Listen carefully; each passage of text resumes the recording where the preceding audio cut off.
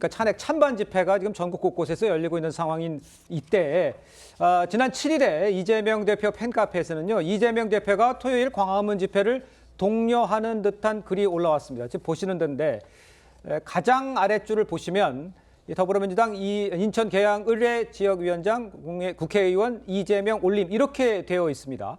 그러니까 국민의힘에서는 이 대표가 강성 지지캔까지 집회 동원령을 내렸다면서 비판을 하게 된 거고요. 여기에 대해서 민주당에서는 카페 스텝이 올린 거를 화면에 보시면 보이실 겁니다. 스텝이 올린 거라고 해명을 했습니다. 그러니까 다시 이제 국민의힘에서는 이재명 대표가 카페 스텝을 바지 사장으로 내세워서 이 분신술을 쓰는 거 아니냐 이렇게 꼬집었어요. 그러니까 지금 나오라고 얘기한 메시지를 누가 올렸느냐, 이재명 대표가 올렸느냐 안 올렸느냐 요 사실 확인을 놓고 지금 공방이 계속 벌어지고 있는 거예요. 저는 이재명 대표가 되게 궁색하다고 생각이 됩니다. 왜냐하면 예전에 이제 본인이 대통령 되고 싶은 마음에 제명인의 마을에서 나왔습니다. 자기가 뭐 이장인가 그거 안 한다고 하지 않았습니까? 근데 급하다 보니까 본인이 이제 계양구니까 계양 쪽에 있는 민주당 당원들에게 문자를 보냈겠죠. 근데 그거를 제명인에 있는 그 카페에 있는 어떤 분이 이재명 대표가 이거를 굉장히 원하는구나 그렇게 생각해서 적극적으로 그걸 올렸을 수도 있고요. 아니면 이재명 대표가 뭐 지시했을 수도 있겠죠. 그래서 저게 올라온 겁니다. 근데 제가 볼 때 이게 왜 논란이 되죠? 근데 언론에서 이거에 대해서 이재명 대표가 그 제명인에 가서 저렇게 얘기를 했다 그렇게 보도를 했어요. 그리고 논평도 저희가 그렇게 했습니다. 근데 그게 뭐가 문제입니까? 본질은 같은 거예요. 내가 여기 가서 나와달라 여기 가서 나와달라 똑같은 거 아닙니까? 그러면 나오지 말라는 게 이재명 대표의 본심인가요? 그게 아니잖아요. 그러니까 왜 저렇게 급급하게 그렇게 하겠습니까?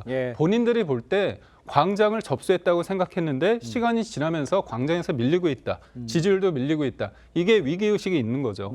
세상은 되게 무섭습니다. 민심 무섭고요. 제가 하나 말씀드리자면 계엄이라는 상황이 됐을 때 저도 좀 당혹스러웠습니다. 하지만 계엄과 내란이 등치되는 게 아닙니다.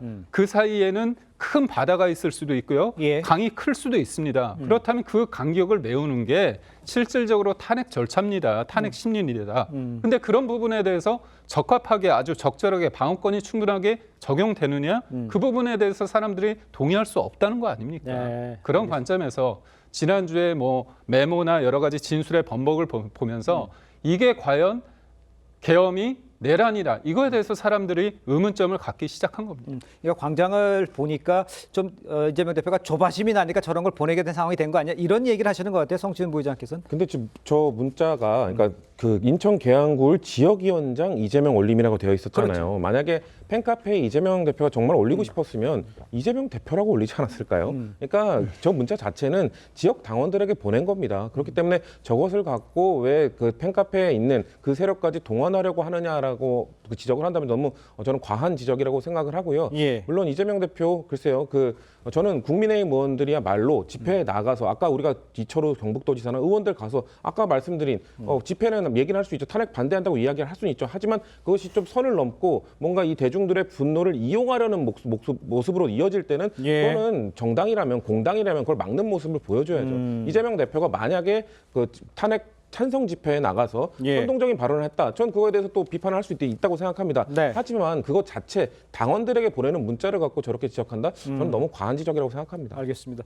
이것도 한번 좀 짚어보겠습니다. 탄핵 정국 속에서요. 민주당은 이 조기 대선을 가시화하는 분위기인데 이재명 대표가 과거 촛불혁명 후에 좋아진 것이 없다면서 문재인 정부를 비판하는 목소리를 냈습니다. 한번 들어보시죠.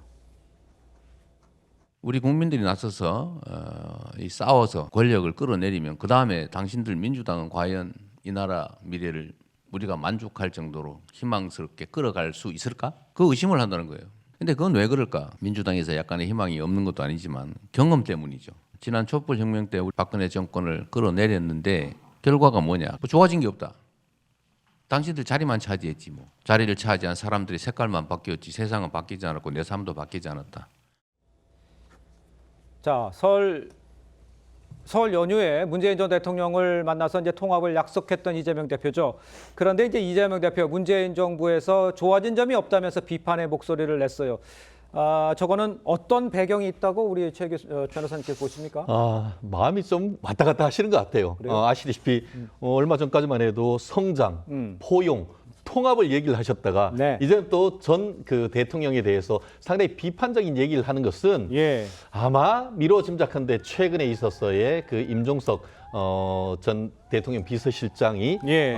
지금 이재명 대표에 대한 직격탄 결국 대통령 대선 패배에 대한 책임 이런 부분에 대한 불편함을 애둘러 얘기한 것이 아닌가 하는 이런 생각을 하지 않을 수 없는 것 같은데요. 예. 말씀하신 것처럼 지금 최근에 있어서는 그동안 분배, 평등 이런 것을 굉장히 중요해 오다가 이른바 조기 대선 시국으로 오니까 예. 성장을 얘기를 하고 어떻게 보면 포용과 통합을 얘기를 해왔지만 그 마음속에는 여전히 어떻게 보면에 대한 친문 친노에 대한 적대감 이런 부분이 있는 건 아니겠습니까? 예. 실질적으로 지난 대선 과정에서 대장동 버스라고 해서 대장동과 관련해서 비판적인 목소리를 냈던 것이 예. 국민의힘 쪽이 아니고 오히려 친문 세력이 본인의 어떤 대선을 굉장히 어떻게 보면 뒷다리를 잡았다 이런 생각이 아주 강할 겁니다. 네네. 그러다 보니까 그에 대한 뒤끝이 있는데 결국 이 뒤끝 본인 책임 아니겠습니까? 네네. 지난 총선 과정에서 친명 횡재, 비명 횡사 그에 대한 후폭풍이 지금 본인의 사법 리스크를 기화로 해서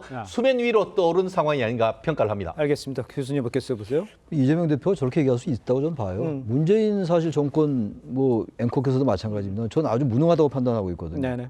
근데 이제 당내에서 이제 세력 갈등이 있는 거잖아요. 당은 다 있기 마련이에요. 친윤, 반윤, 비윤도 있고 과거에 친박, 뭐 친이도 있었고 말이죠. 예. 지금 친문, 친명은 다 세상에 아는 일 아니겠어요. 근데 최근에 이제 몇 명의 주자로 분류되는 분들 뭐 발언들이 있었고 그런 것들에 대한 약간의 반응이긴 한데 저 얘기는 있는 그대로 해석하면 될 것 같아요.